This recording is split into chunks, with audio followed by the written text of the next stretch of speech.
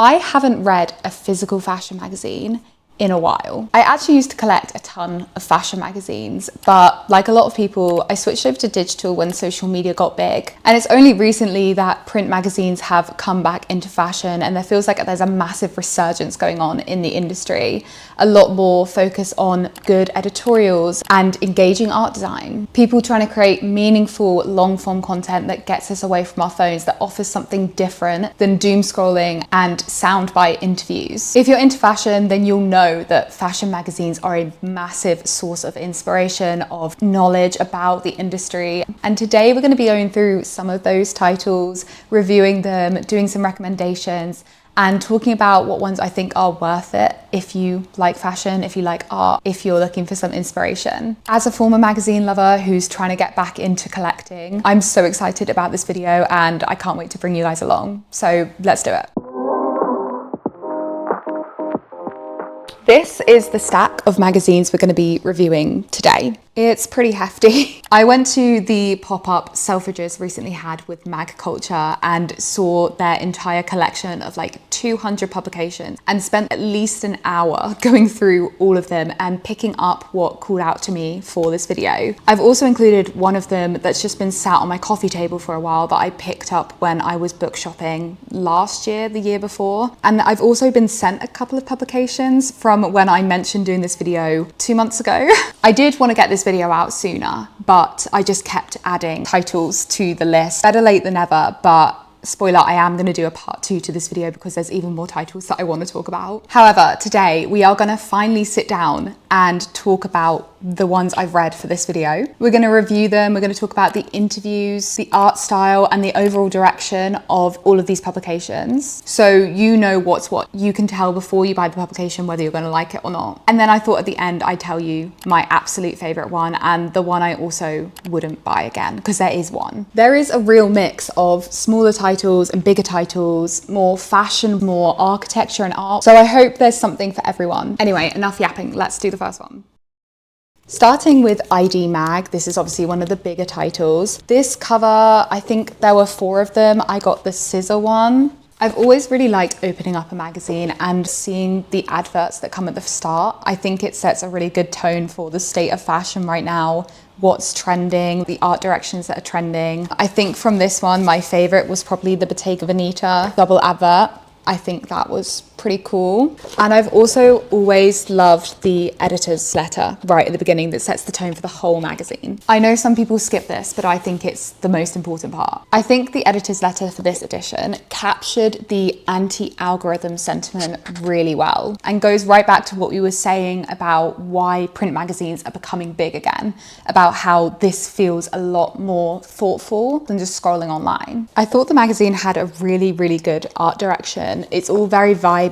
There's just whole page spreads of inspiration and really arresting images, whole page spreads of just text, which I think is a bold choice in today's landscape of print media. And in a weird way, it makes the magazine feel like it's for the joy of the reader rather than for the publication to make money and to advertise it to us as much as possible. I mean, they could have so easily done a double advert spread here. Instead, they opened with a feature showing random people, emerging people, talking about what inspires them. And that's kind of exactly what I'm looking for in a fashion magazine or in a magazine at all, is inspiration. I want to be transported away from the realities of life. I want to have a break from my phone and the constant news updates, and I want to be immersed in something. And I thought it was really inspiring seeing creatives talk about what makes them keep going. This feature in particular is not something I think I'd stop and read if it was online. I think it's something that only really translated through the physical media pages, and that's kind of interesting. I thought there was a really good balance between stories about culture, fashion, sex, politics, musicians, just a really good kaleidoscope of topics. So if you're not sure what you're interested in, there will be something in here for you. For me in particular, I absolutely love this spread of vintage shops in London, glamorizing vintage in a fashion magazine. I'm always gonna love something like that as a fashion creator. And I was adding all of these places to my Google Maps list. I also took so many recommendations. They were were mentioning about music and art and looked into them further afterwards, which I think, again, is something that I wouldn't normally do if I saw something online as much. Maybe because I'm just not giving it my full attention all the time. This felt like I could be introduced to something and then go off and explore it on my own. There are so many stunning visuals in this magazine, but I think for me, my absolute favorite pages was the feature they did called the Class of 2026, where they had upcoming fashion designers wear a current designer's pieces and get to ask that designer a question about the piece they're wearing or their newest collection or their process of making clothes. And I just thought that was so fun, so original, and obviously a really good opportunity for the designers, but also a really fun response from the designers that we can then read and get a little glimpse into. I did what I always do, which is flick through the magazine and then go back and read the interviews after. I don't know why I read a magazine like that, I just do. I like to get the vibe and then I like go deeper and get the information. And I thought this had some really good interviews too, with some interesting people. Overall, I thought it did a great job at capturing the coolness of offline that's happening right now and like why people should be offline and what they should be doing instead. And it felt like this is what magazines used to be like and should be like again. So yeah, this is definitely going in the recommendation pile for everyone, not just fashion people, but for everyone.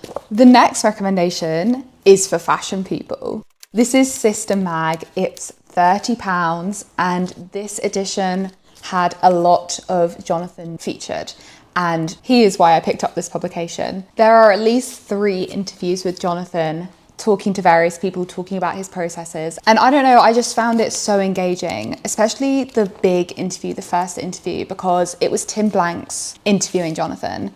And I don't know if it's because I listened to so much BOF podcast that I could just hear him talking in my head and hear how he would be talking to Jonathan.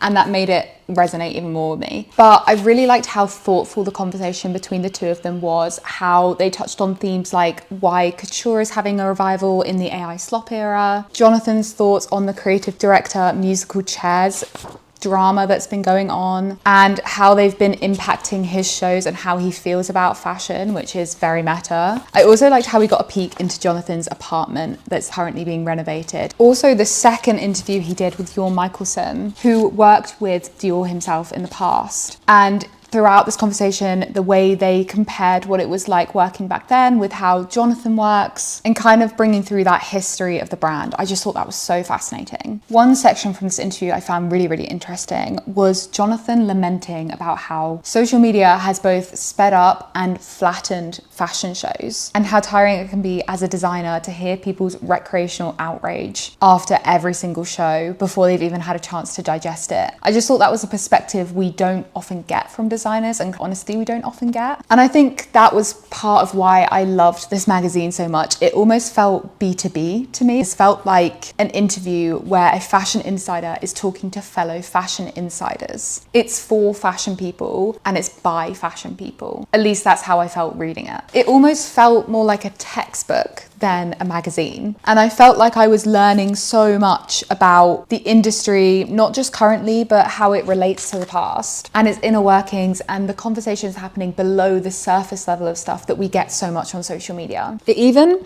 has like a textbook smell, which I know isn't maybe going to be a selling point for many people, but I love it. You don't often get this with a magazine. This smells like knowledge. And I can definitely see fashion people having this open as a coffee table book. I know I'm going to have this on my coffee table and probably pick it up and reference it in future videos, in future research, because it does feel like you're gaining knowledge when you read it. I have to say, there's almost too much knowledge. I felt a little bit overwhelmed with how much information you could get from this, that it took me probably the most time out of any of the magazines to digest. Though the editorials were really, really nice, I don't think they were the standout feature of the magazine for me. Some magazines I'm going to mention are really, really visual, and it's all about the aesthetics and the inspiration you can get from that. And again, don't get me wrong, there are some stunning visuals, like from this interview with Mugler's creative director. The editorial here is dreamy, and I'd probably put this up on the wall if I thought I could cut it out perfectly. But it's the interview that really shines through. I know the next edition of System has Alexa Chung in it, and I'm definitely planning to get my hands on it. And I think that kind of answers the question about whether I think £30 is worth it, because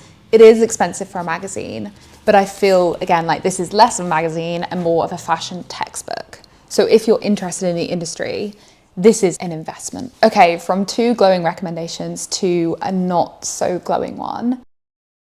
I got my hands on Interview. I know a lot of people online absolutely love this. They swear by it, and a lot of fashion people do too. This is the Hailey Bieber spring issue, and I'll start with what I liked about it first. I thought the format of it was really, really fun. It's so big that it feels like you're reading a newspaper, and that's a really fun, nostalgic feeling. It also smells like a newspaper, and the typography I thought is really, really nice. Reading this just itches some part of my brain. I don't know if it's weird, but some of these interviews I'm considering cutting out and putting on the wall. I just love how the words look on the page here. I mean, I probably won't, but I thought about it. I also thought the interview style was really fun, really easy to read. Maybe because they brought in other famous faces to interview the celebrities they were interviewing, and it just read a lot like a normal conversation between friends. A lot of them knew each other. It was just a very easy, non-stilted conversation, and I feel like maybe that's good for people's shortened attention spans too. I also thought they had some really, really good editorials, like this one of the shoe shine stand. I just thought that was really fun, but that also kind of falls under the column of what I didn't like. I mean, for one thing, I don't really like the cover of Hailey. I think the rest of the editorial was a lot stronger. This one particular photo, this one, if that had been the cover. However, she also in this editorial did have like a big smoking picture, so not a fan. But one of the other things I didn't like was some of the things said in the editor's letter, which is pretty uncommon for me because normally I love an editor's letter. There was a lot of referencing about AI and, you know, people who aren't embracing AI, not embracing the future. There was also the story about how Hailey got her cover. And I think people have been talking about this online, about how the editor kind of unnecessarily talked about Hailey coming up to her, making her promise to do a cover, making her pinky promise, and how it kind of comes across to the reader as though Hailey's begging for a cover. I don't know. I think the tone of voice for this letter is a little bit condescending. There's a bit where she kind of unnecessarily talks about the people that said no to her or like flaked for her for this edition and how it doesn't matter anyway. And it's just a bit negative, I think. I also didn't particularly care for any of the interviews, not in the way that I did for the other magazines. I mean, there was quite a good one, I thought, with Pink Pantheress, which was really interesting. Some really nice editorials too. And there was also a really good feature on Marilyn Monroe and how she was misunderstood. And I thought that was really good. But for some of the other interviews, I just wasn't that interested. It kind of felt very American-centric. Maybe that's just me. I did think they had a really good mix of who they interviewed. A lot of actors, musicians, not so many fashion people. It felt like if you're into pop culture, you definitely like some of these interviews. But overall, I don't think it's a magazine that I would buy again, which is a shame because its art direction is almost perfect in my eyes. Like, this is exactly how I want a magazine to look and feel. I just thought the substance wasn't quite there for me. Maybe I would buy it again if they interviewed someone who I really, really care about, because I did think the interview style was quite fun. I don't know, maybe I just got bad edition, but it didn't tick all my boxes. I'd encourage you to make up your own mind. A lot of people do like this magazine. Next on my list is Mildew. This was one of the gifted titles that I got given. I think you can pick it up for £16, and it's just a really fun, I'd almost call it a love letter to old things and the story behind secondhand items. And I think it brought forward so many examples of how sustainability is actually really inherent, and brands might want us to think that the answer on how to be sustainable is really convoluted, but actually it's just really easy. I was actually hooked right from the first piece, which was about zero waste shops on opposite ends of the world, where Amazon doesn't deliver and people have been forced to make do and use what they already have. And I just thought these were so inspiring to start the magazine off with. And then I was just reading articles that I wouldn't normally let myself read if I was on social media. The distractions of being online and urgency you feel to keep scrolling, I find that it makes me not want to dive into an article that I don't see the immediate appeal of, the immediate payback for me. But when you're flicking through a magazine like this, you are in another world and it lets you slow down and taken things that maybe you wouldn't have picked for yourself, but you find yourself absolutely loving. And that's what happened literally with the next feature I opened. It was about these vintage puzzles that people collect. And I just found myself sinking into the story of how people collect these things and just not feeling guilty about the time I took to read about them. Maybe that's just a magazine thing. Maybe that's just a me thing, needing to slow down even online. But this really worked for me. And I think the interview style really worked for me. Again, it was very chatty, not too pretentious. And I had fun diving into this world of vintage puzzles. One thing I loved that I think Interview magazine was kind of missing was how decentralized this magazine was. There were global stories throughout. There were things referenced from the past that are still relevant today, but maybe have gotten forgotten about. This editorial on one artist who froze her dresses in water, and how that technique of being able to freeze them is becoming almost impossible in today's heating climate. And these pictures are so stunning. You can really see the detail of the dresses. Also, this editorial about why farmers in India are using old saris as fences, and just getting enveloped into all of these different stories bouncing around the world and seeing how sustainability is used everywhere. I just found it so inspiring. I think mildew exists outside the current fashion system in a way. And what I mean by that is that I think it's just doing its own thing. It's not paying attention to who's the creative director of what house right now or the current fashion trends. They've really focused on how fashion actually lives in the real world. And I finished it feeling very hopeful, very inspired, and very whimsical about fashion, which is not a feeling you often get when you're consuming industry news on the regular about the state of fashion. It feels very pessimistic at times, and this felt like a really nice boost of optimism. So yeah, that was Mildew. I'll do Holiday real quick. This is the one that's been sat on my coffee table for about 2 years now. This is an old copy of Holiday. It's the New York issue. And like I said, I picked it up in a bookstore when I wasn't shopping for a magazine, but I just felt really inspired by it. I have been using it mostly as a coffee table book, kind of opening it up to one of its really nice editorials and having that sat out. That is really the reason I bought it, for its stunning visuals. And it really shows you the bones of the place where it's featuring. For this one, it was New York. I think their latest one is Colombia, and I'd love to see that one. I'm not even sure I've read any of the interviews cover to cover. And so I'm not really gonna review this as a fashion mag so much as mention it as a really good source of visual inspiration and maybe quite an affordable coffee table book if that's what you're looking for. I think I bought this on sale because it was a tiny bit damaged when I did, but I think it retails £28. And as far as art, photography, coffee table books go, that's pretty good. I think it definitely depends what you want from a magazine. Some people, it's all about the visuals. Some people, it's all about the written content. But I think the thing that makes Holiday special is the blend of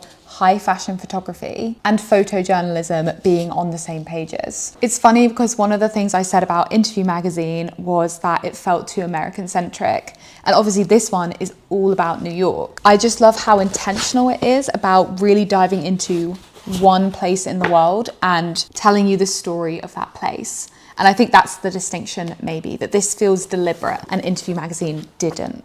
We're almost done, and I've saved one of my favorites. This is The Life of Things. I picked this up at Selfridges, not knowing what it was, but just flicked through and thought, oh, this feels like a magazine for me. They define themselves as an arts and craft magazine that tells extraordinary stories about the life of ordinary things. This edition is about a stitch, but there's a lot of previous editions where they've gone into things not as fashion related that still look really cool. The first thing that drew me to this magazine actually was this really cool feature right at the front that explains all the different kind of stitches that you could do. And I feel like you could almost use this as a tick list to make sure that your sewing knowledge is up to par, or just inspiration in case you wanted to know about other stitches and learn them. I just love the visuals of this. And they also feature some really stunning up close visuals of embroidery. They then go into the history of seamstress exploitation during the Industrial Revolution and the politics behind it. And they go into levels of detail that I have not seen anywhere else. I was learning about things that I